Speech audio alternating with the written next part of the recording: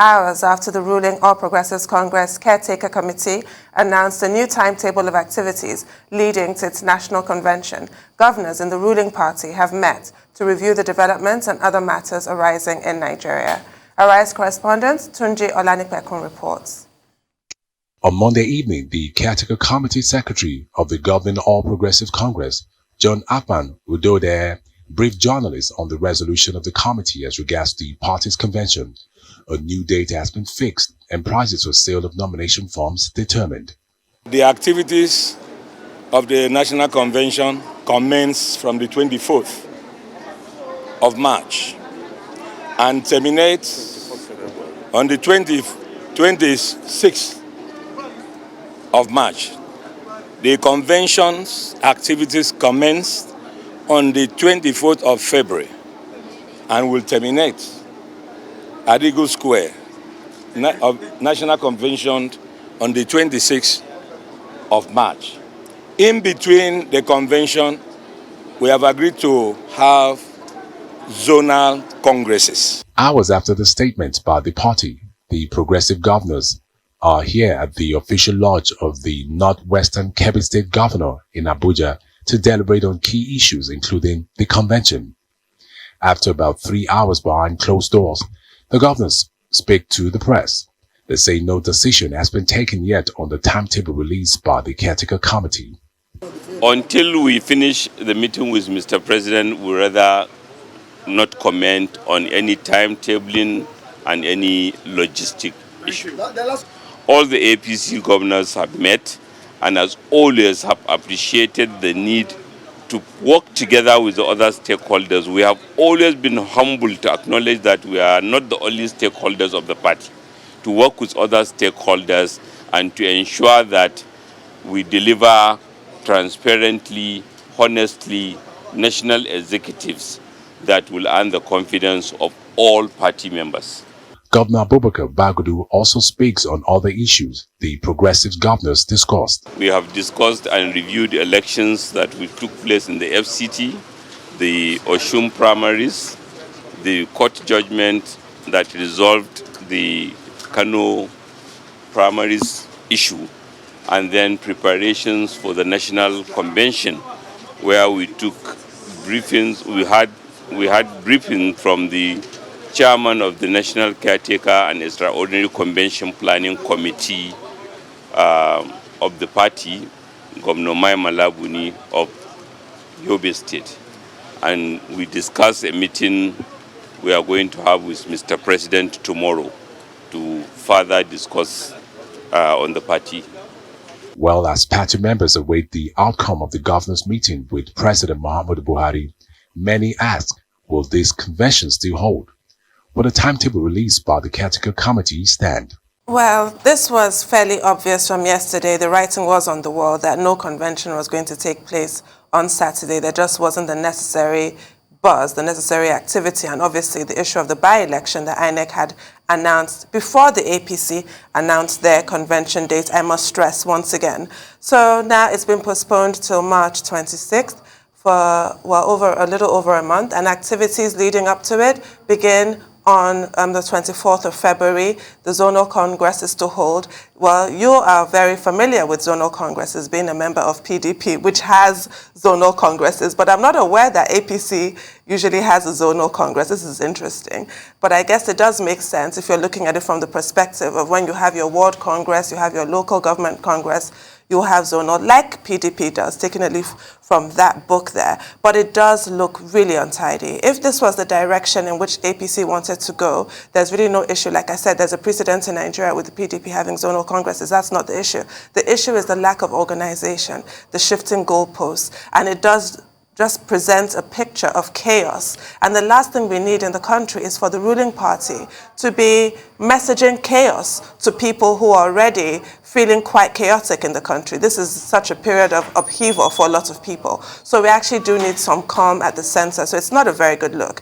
And I'm hoping that March 26th is the last postponement, because actually Ramadan is around the corner. Ramadan is to start around the 2nd of April. So if it's postponed, then it's going to be postponed till after Ramadan, then might as well just postpone it to Christmas at this point. It's getting quite ridiculous. So I do hope that that March 26th is set in stone and we just get this national convention over and done with. Yeah, okay, you just put your finger on the biggest fear that, APC may not be quite ready for that convention. But I don't, quite support the theory about, because it is Ramadan, then political internal party processes cannot take place. I don't think that should be too much of an obstacle, because it's not about national election. This is about the APC organizing itself and preparing itself for the next general elections. But at the same time, you could say with some amount of confidence that the APC looks like a divided family. It looks like the party is in a state of emergency. But what the leaders of the party may seem to have done so far is to buy time, to give themselves time to be able to put the house in order. And I think that with the presence of the president having returned from his trip and having met with some of the key stakeholders, this evening he's meeting with the Progressive Governors Forum. And you can hear Governor Bagudu there saying that they will not comment until they have met with the president. So they still have a window within which, there could be horse trading, they could try to sort things out. However, it is important to make the point that, look, there's been no talk for now about zoning, which is something that is a major issue within the party.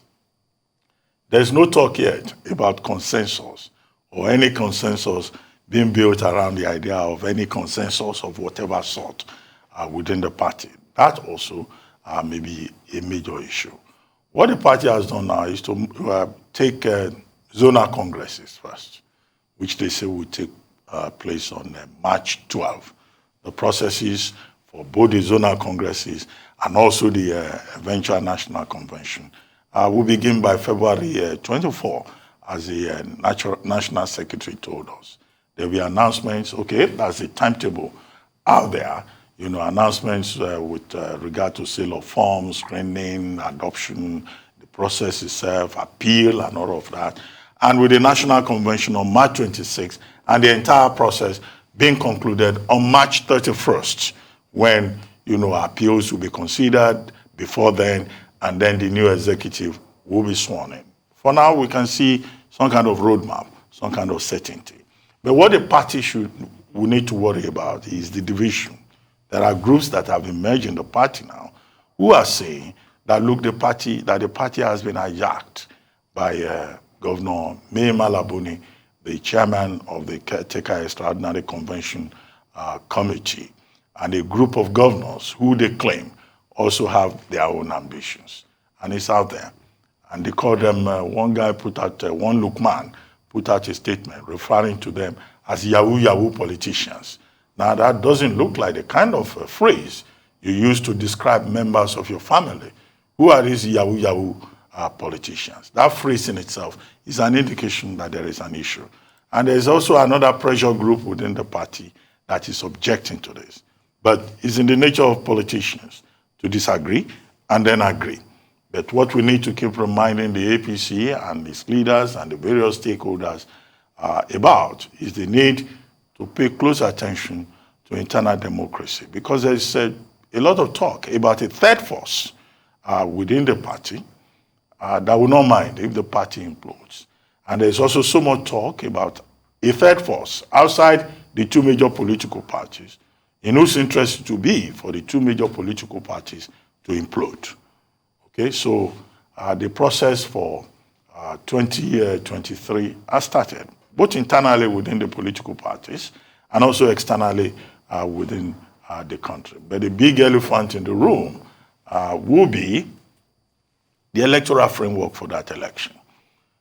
The caretaker committee of the APC, in moving the election forward, says they are acting in conformity with Article 85 of the Electoral Act 2020, which is the extant law, and also in conformity with Section 12, subsection 1 of the APC Constitution. the Nigerians are saying there are key things in the proposed Electoral Act Amendment Bill 2022, that will deepen the process. So that's also something that we need to worry about. Otherwise, with the fact that today marks exactly 365 days to the next election, and with the provisions, Section 24, subsection 1, in the Electoral Act of 2022 as proposed, we may find ourselves in a situation whereby even the election, the main election itself, may be postponed, may be shifted, or INEC will have no option, depending on how the game plays out, than to conduct the 2023 elections with the Electoral Act 2010. Oh dear. These are some of the issues in my view. Yeah, the major issues, but I have to say, just because you're on the more secular end of the spectrum, in Nigeria, we do comport our personal events and political events in accordance to our faith. We do everything according to faith. Can't you tell that we do in this country? Yeah, Aren't we do. just such a pious people? Isn't it so evident in the way our country is But don't run worry, that we're such religious, I don't want to get involved. holy, For pious 2023, people? I'll just watch, okay? Maybe after 2023, I'll get involved. I insist that you get involved, Dr. No, Bassey. not now. I'm going to be the pressure group No, here. not now. There's too much tension in the political space for now. Oh. So we just stay with journalism for now. Okay? That really disappoints me. That's all on the news headlines. We'll take a short break now. When we return, we'll have Rota Sidiri, Michael Wilson, Adesua Morwan, and Aaron Akerjola to give us updates on Africa and global business, COVID-19, and sporting activities across the globe. Stay with us.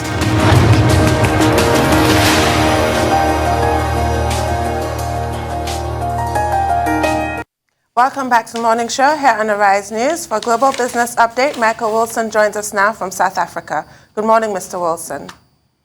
Good morning. The escalation as far as Russia and Ukraine is concerned continues hour by hour, really. So it's very difficult to put an actual measure on what's going on there. But suffice it to say that the Russian president ordered forces into two breakaway regions of eastern Ukraine, and he's saying he's going to recognise their independence. The Western allies have been taking that as saying that that will give him an excuse, therefore, to invade the rest of Ukraine. So, therefore, here's just a quick nip through of what's happening in Asia Pacific. Hong Kong down about almost 3%. Hong Kong listed shares, Alibaba 3.9%, on a report that Chinese authorities are asking companies who were exposed to Ant Group to state how they were so exposed. The Shanghai Composite down 1 1/3. The Nikkei down 2. Australia, Russia stocks, as you'd expect, showed the biggest fall, about 11%, biggest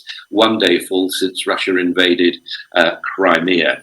China is, let's talk about that just for a moment. They're planning bigger tax cuts in 2022 to prop up slowing growth.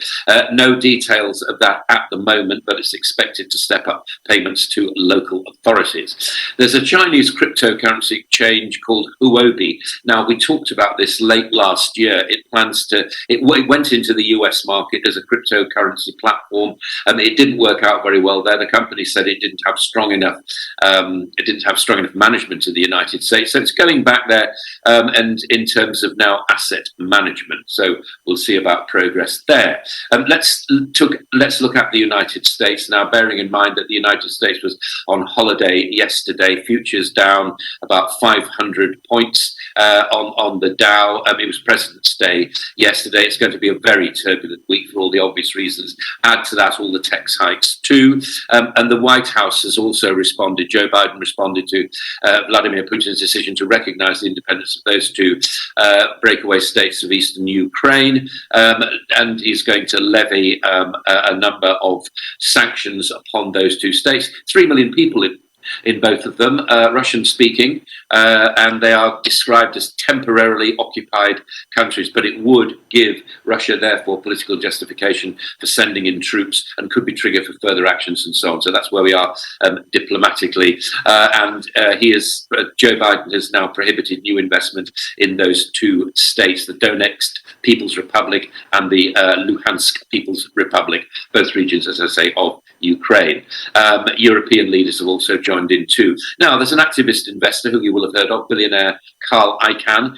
He's talking about McDonald's pig policy. Apparently, they keep pregnant pigs in confined spaces. His reputation for shaking up companies has made him quite a Wall Street legend. He only owns 200 shares in McDonald's, but that's not going to stop him. And he's got animal welfare activists on his side. McDonald's has said that they're not guilty about this, but he's saying that McDonald's has not lived up to a promise to phase out the sourcing of pigs like that. As far as the G20 is concerned, rich nations have not actually lined up and come anywhere near to providing the $100 billion that they were going to give for pandemic help to poorer parts of the world. They've only done $60 billion so far, and in particular, sub-Saharan Africa is waiting for this. Let's turn our attention to Europe. Credit Suisse denies wrongdoing after that big banking leak we were talking about yesterday. It was a massive data leak. It's been going on. Media companies have been looking at it for about 3 weeks since it was actually leaked to them by a German newspaper. The worry about Credit Suisse, apart from all the usual ones and apart from the regulatory ones, is it's just climbing out of all the problems it's had over the past 3 years. It's lost its CEO, as you know, as we reported, and also it's going to be, as it were, fighting fires rather than looking for future growth. That's the worry about them. By contrast, HSBC has brought forward its key profitability target by a year, given the amount of profits that it's actually got there, and its expected bad loans from COVID-19 didn't materialize in quite the way they thought it would. It's taking advantage of lower than expected impairment charges, that's number one, and also interest rates keeping going relatively low, and also government support as well, which is making what it's in its territory is in extremely profitable for it. EU economic activity rose quite fast in September, with the exception of Germany. Germany is still going through A, the pandemic, and B, what they call adapted behavior. In other words, people actually not going out. By contrast, the PMI, the flash PMI in the UK, came out at 60.2 in February, which means that people are actually going out and returning to hospitality values. As far as the UK is concerned, Boris Johnson, the Prime Minister, lifted all remaining COVID restrictions in the UK, and it'll see the legal requirement to self-isolate for 10 days after testing positive dropped a month earlier than originally planned. There is a workers' union. It's a conglomeration of most of the workers' unions in the country called the Trades Union Conference. It's called the TUC, and it's saying that people should not be forced to make a terrible choice about going to work or not, losing income because trade union raised concerns that just announced scrapping of that law in England means that 2 million workers in low-paid jobs don't qualify for sick pay, and also the legal requirement to pay for people to self-isolate runs out too. And back to the final one and the obvious one about the oil price. Oil price is rising, as you'd expect, because of all the reasons that we're seeing at the moment. A target now maybe of $110 a barrel, and as you know, that works both ways. Shell, for example, is one of the big oil companies that we were talking about yesterday. What they're going to do is they're going to be releasing a lot of their funds to shareholders, not just through dividends, but also share buybacks. They're also saying now that it's hedge funds that are helping to push up the price of oil. That's the global view. Wow. Right. Okay, I'll keep it brief. Thanks for that update about Credit Suisse. It's also been more recently reported that one of the men that was being investigated for dirty dealings in Nigeria with the German company Siemens had Credit Suisse accounts that the prosecutors knew nothing about. So it is looking even darker and dingier in spite of that update. As for Carl Icahn, McDonald's has fired back, saying that yes, they did make a commitment to phase out the use of gestation stalls, which do sound really ghastly, I have to say, in 10 years. And that 10 years has now lapsed, which is why Carl Icahn is on the offensive now. But they also point to the fact that Carl Icahn is a majority owner in a company called Viskase that deals in piggeries and poultries who use the same practices. So they're pointing to some hypocrisy on his part. Does that actually make any difference to it, given that Carl Icahn himself has said this is an emotional issue for him, not a financial one? Does that make any difference to his stance here?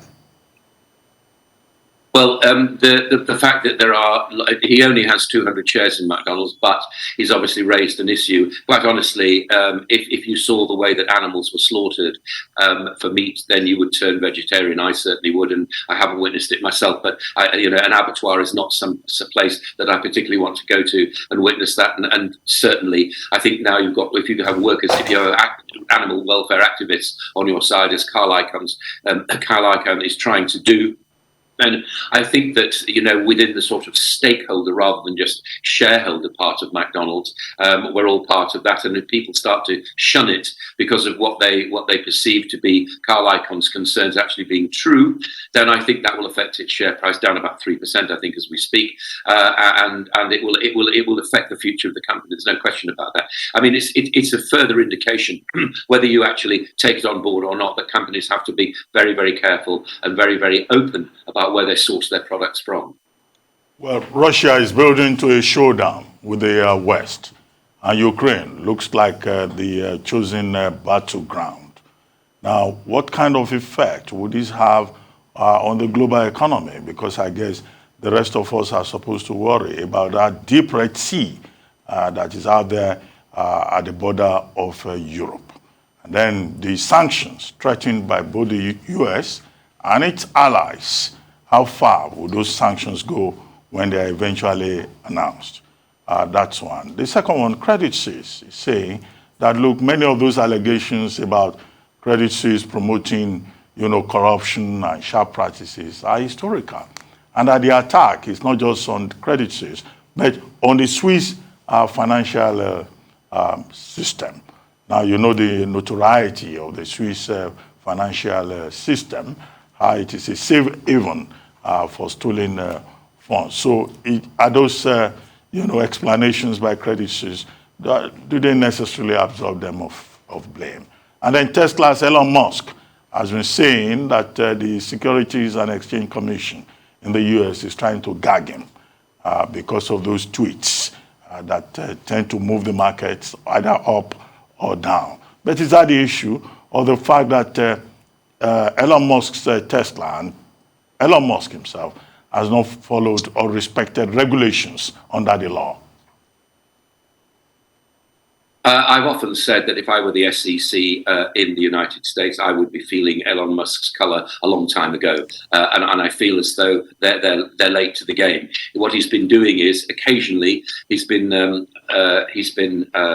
manipulating, whether believe it or not, whether it's conscious or not, but the share price of his company, Tesla, for example, has gone up and down as a result of tweets. I mean, that may be one way of doing it. It's not the way I would do. I prefer to see regulated announcements about where companies are actually going in much the way that they do already. So I think it's not before time. He can defend himself. He probably will, but that's the SEC's job. And they should be actually they should be regulating, and they should be watching what powerful CEOs and some of the richest people in the world, including Elon Musk, actually say about their companies. No quarrel with that whatsoever. I feel as though Elon Musk can defend himself, and he lives in a democracy, and he can do that, and the SEC is perfectly within its rights to feel his collar and to say what's going on, and we don't approve of that. As far as Credit Suisse is concerned, a multiplication of woes. You're right about Switzerland. It's been a sort of vault where a no questions asked vault, it's a how I would put it, in terms of putting money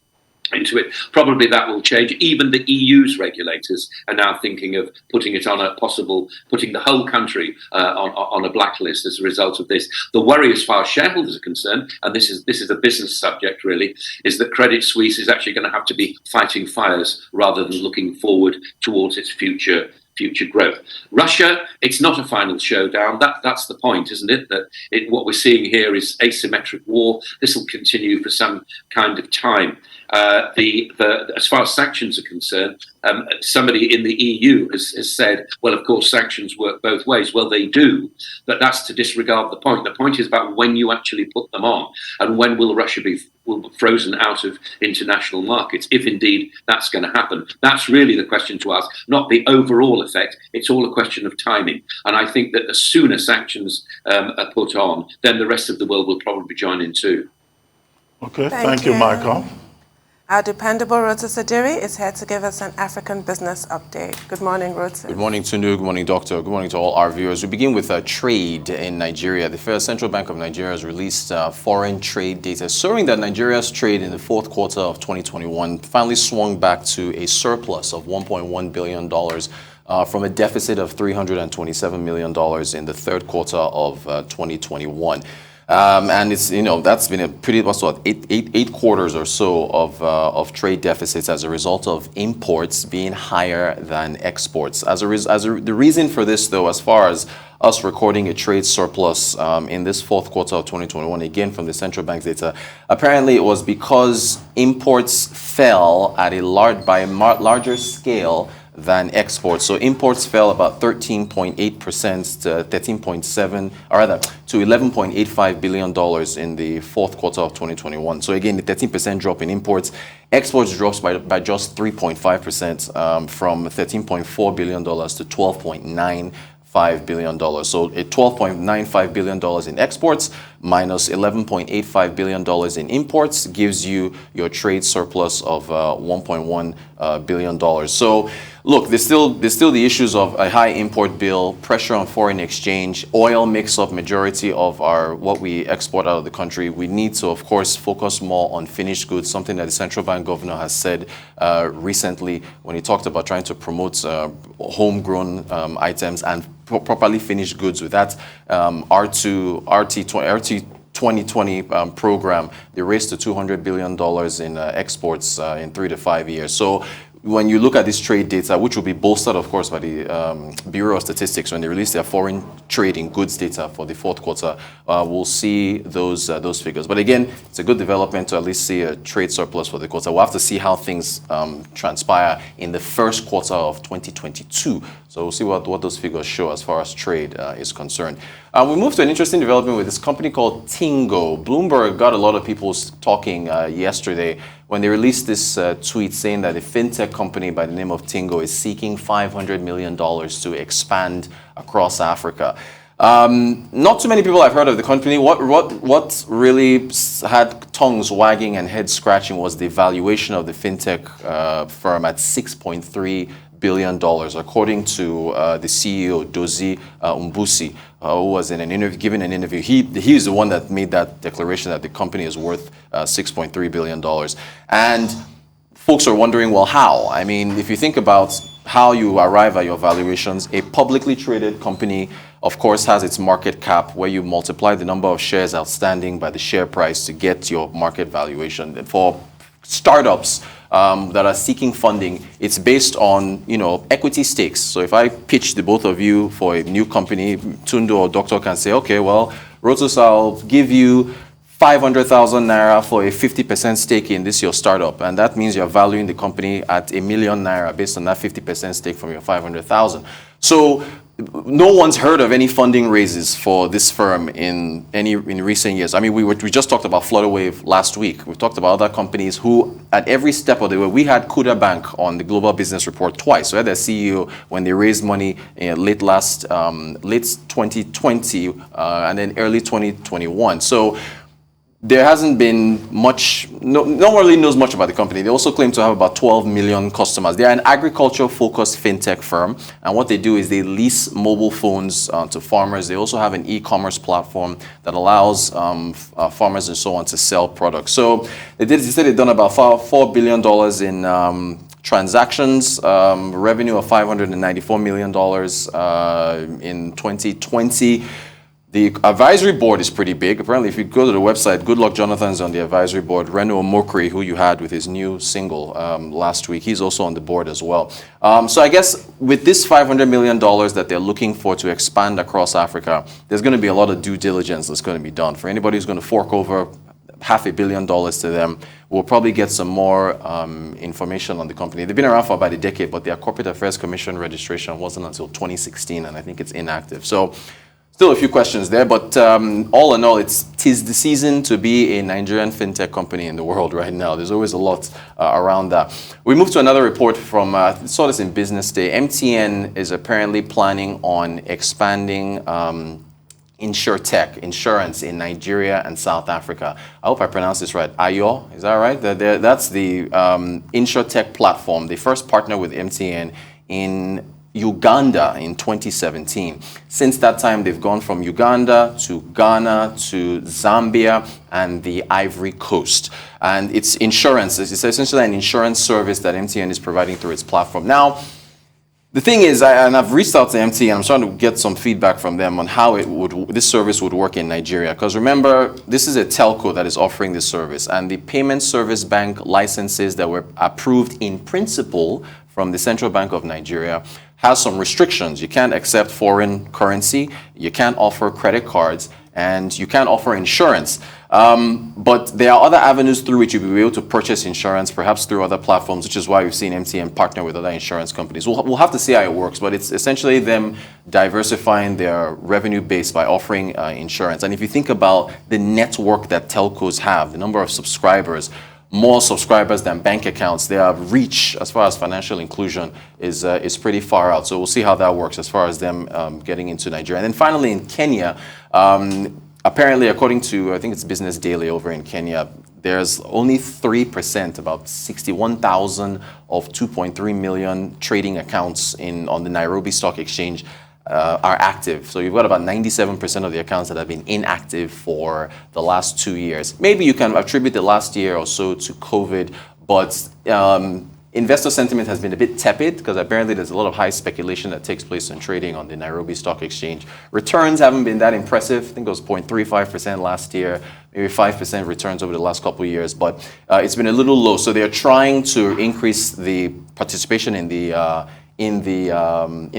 market. The Central Depository Settlement Corporation, the CDSC, says that this 3% number was actually 1.2% prior. So they're trying to increase participation in the market. That's our very quickly, with MTN, we are in the age of convergence, aren't we? In everything, either in the media or even in the financial services sector, where businesses, with relaxed regulatory frameworks, are allowed to scale up, across many spheres. And you see many of these tele companies, they are into insurance, they are into mobile payments, they are into, even the media, they get involved in everything. So, MTN has made some success with this.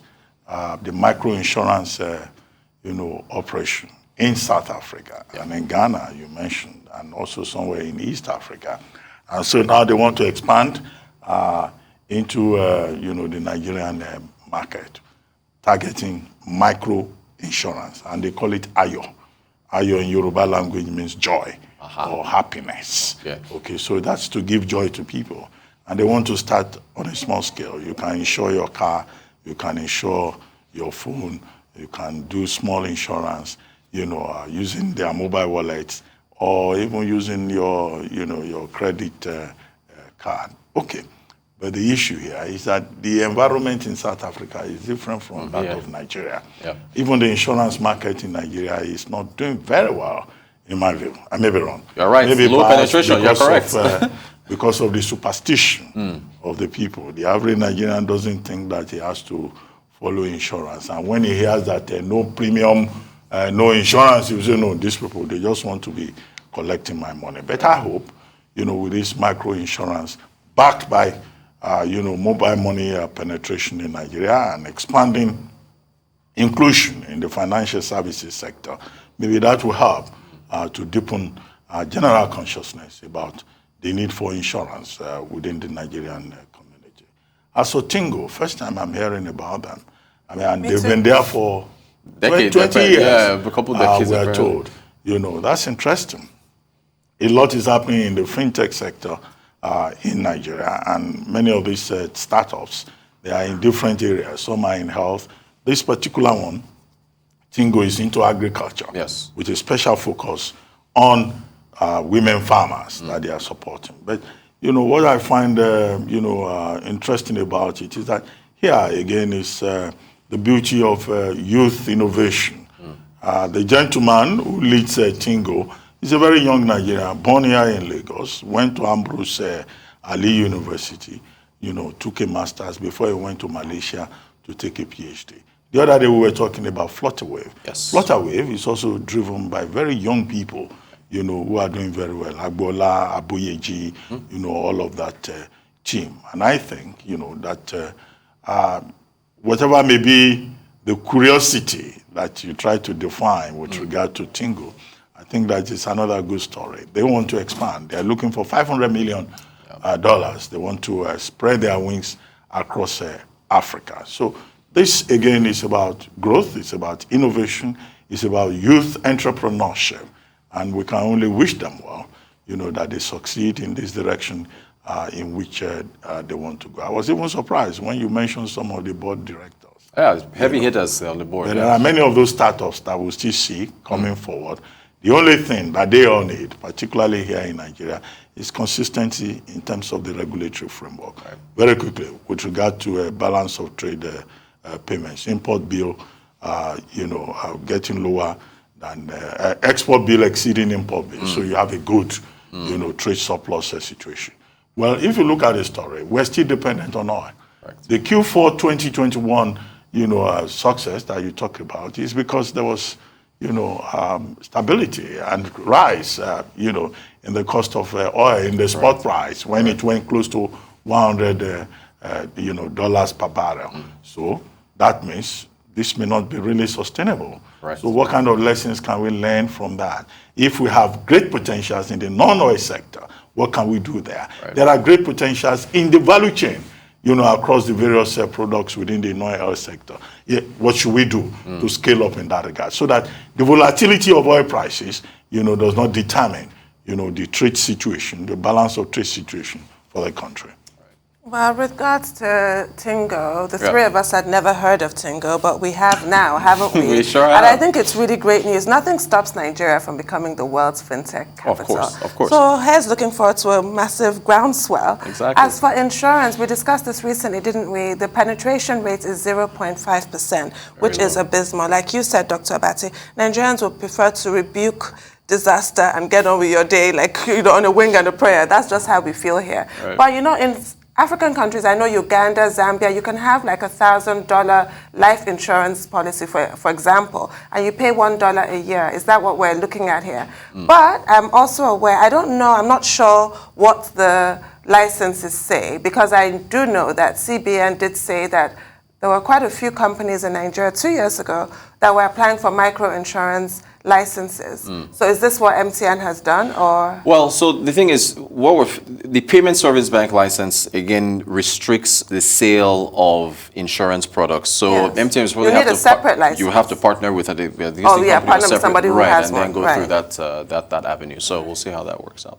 Fingers crossed, because it's important. It varies. The penetration rate is so low, so it has to increase. Because the other day I was thinking about how there were floods last year, and I know somebody who lost so much. It happens every year. If you had some kind of insurance. 2 years ago, Kebbi lost what? I mean, almost 30-40% of rice. I mean, it was, so the farms, the inclement weather, vandalism, and so on and so forth. There are so many. Look at all the little markets. The fires, right? So each of those things. Insurance is extremely important here more than anywhere else. It's huge. Well, thank you so much. Thank you. Now for an update on the COVID-19 pandemic, Adeswa Omorwa is here with us. Good morning, Adeswa. Good morning, Tunu. Great to be here. Good morning, Dr. Abati. Good morning. Well, as Hong Kong tries to build more isolation units and imposes severe lockdowns, UK Prime Minister Boris Johnson is moving to repeal any pandemic requirements that impinge on personal freedoms. Well, in a moment, I'll tell you more about what the UK Prime Minister said yesterday in his plans to learn to live with the virus in England. But first, let's look at the global data of the pandemic. Globally now, there have been 425 million infections. At least 5.8 million people have died from this virus since the start of the pandemic over 2 years ago. And since the first COVID-19 vaccine was administered over a year ago, there have now been at least 10.3 billion vaccine doses globally. Well, here in Nigeria, the new data shows that 32 new infections and no COVID-19 deaths were officially reported in the past 24 hours from 4 states, as well as the Federal Capital Territory, Abuja. And just a little over 17 million eligible Nigerians targeted for COVID-19 vaccination have now received a first dose, while 7.5 million others have been fully vaccinated, according to the NPHCDA data released this morning. It also shows that in the top 5 performing states, you recall that towards the end of the last year, the NPHCDA started categorizing states and ranking them in their performance, as well as the governors, in the drive to reach vaccination, herd immunity. A high percentage of the people getting vaccinated initially was 50%. We missed that target. Now we're looking at 70% at the end of this year. Well, it says that 4 in every 10 eligible persons in those top 5 performing states have now received 1 dose of the vaccine. What are these states? They are Nasarawa, Jigawa, Ogun, the FCT, as well as Kwara State. So to the UK now, where Prime Minister Boris Johnson is relying on the rollout of booster jabs as well as other pharmaceutical interventions such as antiviral treatments to reopen England. He said that the legal requirement to self-isolate for people who test positive for COVID-19 will be removed on Thursday this week, that's February 24th, while free universal testing would end on April 1st.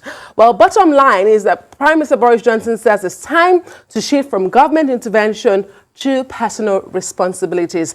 Not everybody shares in his thoughts. Well, in South Africa, the government is changing vaccination rules there to try to shore up or increase the uptake of vaccines and reduce wastages. It hopes to achieve this by shortening the interval between first and second doses of the Pfizer vaccine in particular from 42 days to 21 days. It will also allow people to receive 2 doses of Pfizer and to get a booster dose of another vaccine. And of course, it's reducing the intervention between the initial 2 doses and your booster dose from 6 months to 3 months now. Well, finally, this morning, you can call it a mix of geopolitics with a dash of COVID-19, and you may not be far from the truth. Iran has returned 820,000 coronavirus vaccines donated by Poland because it says they were produced in the United States. In 2020, we saw the Supreme Leader, Ayatollah Al-Khamenei, reject the possibility of any American or British-produced vaccines entering the country. He called them forbidden, and it says they cannot be trusted. Back to you guys. Okay, let's start with South Africa. South Africa has the highest infection rate in Africa, about 3.7 million. But at the same time, South Africa has been able to fully vaccinate 28% of its 60 million population and 42% of its 40 million adult population. However, the problem that South Africa has is that of vaccine hesitancy. The uptake rate has gone down, and yet the country has multiple, ample vaccine stocks. Don't forget that South Africa is also ahead in becoming a manufacturing hub for, a vaccine in Africa with companies like Biovac and Afrigen Biologics and the South African Medical Research Laboratory, there in South Africa. But, some of these measures being taken is just to encourage the people, to increase people to take the vaccine. And you have already talked about the shortening of intervals, the mixing and matching of booster jabs, and also the reduction of the time between when you can take the booster shot after 2 doses from 6 months to 3 months. Well, these are some of the measures that have been taken, and I think that the South African authorities have been consistent in this regard. Don't forget that about 2 weeks ago, you drew attention to the story about Gauteng, which covers Johannesburg and Pretoria, the major commercial, area in South Africa, when persons over 50 years old, were offered grocery for them to take the vaccine. But all things told, South Africa remains ahead in terms of vaccination rate in Africa. As for Prime Minister Johnson, well, the scientists in the UK are very skeptical. Opposition politicians are also very skeptical about this living with COVID strategy that he has announced. But okay, he has talked about it again and again, and now he has made it final. And the whole idea is to remove all, remaining domestic restrictions in the UK, and also to reduce routine contact training, and not to make, testing, regular or a daily thing for persons that are under 18. And his argument is that life has to go on. That's the best way to describe it. That the economic cost of, just seeing COVID as a dead end is just too high. But the UK is not alone. This is England, starting with the developed nations, Wales, Scotland, and Northern Ireland.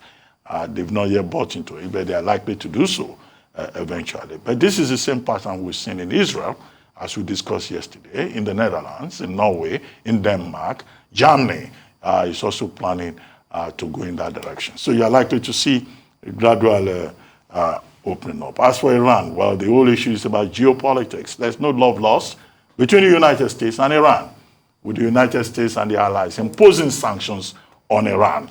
So the Ayatollah says that, look, this is unacceptable, and nothing will come from the United States, even if it was manufactured in the United States, and the vaccines were being donated by Poland. At stake is 820,000 doses of vaccines out of about 1 billion. So you're right, it's about geopolitics. Can we all just get along?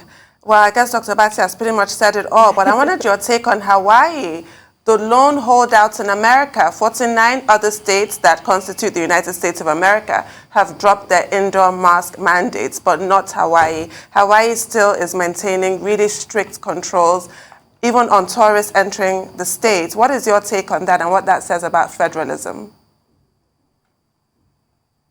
Well, Chidu, one thing COVID has taught us so far is that it's different strokes for different folks, and everybody's going at their pace. But it's a question everybody's asking. As the world attempts to reopen and return to normal, when do we drop the masks? Is it about time to drop the masks and these restrictions? Hawaii, I don't know. I guess, they have decided to go with the science, and they're just monitoring the situation. We keep our fingers crossed. When it comes to COVID, we've seen that federalism doesn't have much to play. People just go with their own tide, at their own pace, and we've seen it around the world, Tundu, even here in Nigeria. We certainly have. Thank you so much, Adeswa.